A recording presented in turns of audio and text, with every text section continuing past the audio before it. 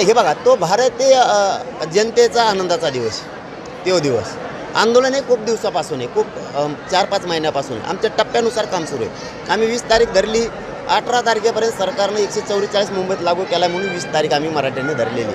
आम्ही इथंही साजरा करू शकतो आनंद, कारण मनात असायला लागतं. तिथं गेला एखादा शेतकरी, एखाद्याची भावना महत्त्वाची, त्याचा भाव जर असला तर शेतातून सुद्धा रामाचं स्मरण करू शकतो.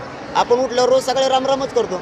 आम्ही 20ला निघणार आहेत मराठी घराघरातली, आम्ही रस्त्याने आनंद मराठी व्यक्त करू, नंतर आरक्षण मिळाल्यावर जाऊ. प्रभू रामचंद्राला काय साकडे घालाल तुम्ही? काय केंद्र सरकारला आणि राज्य सरकारच्या मंत्रिमंडळातल्या सगळ्या मंत्र्यांना सद्बुद्धी द्या आणि मराठ्यांचं आरक्षण लवकर मिळावं, कारण रामाने अन्यायाच्या विरोधात संघर्ष केलेला आहे. मराठाही अन्यायाच्याच विरोधात संघर्ष करतोय.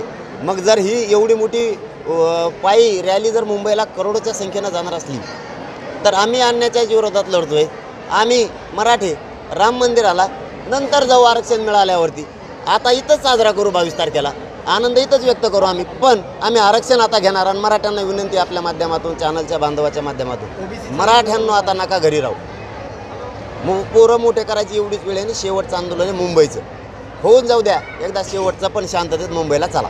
13 तारखेला छगन भुजबळांची सभा आहे, कसं ज्याला त्याला अधिकार घेण्याचा, त्याबद्दल आम्ही काय बघणार नाहीत. 13ला असो नाही तर 16ला असो, पण त्याचं जाऊन तिकडे, ते काय कामातून गेलेला माणूस.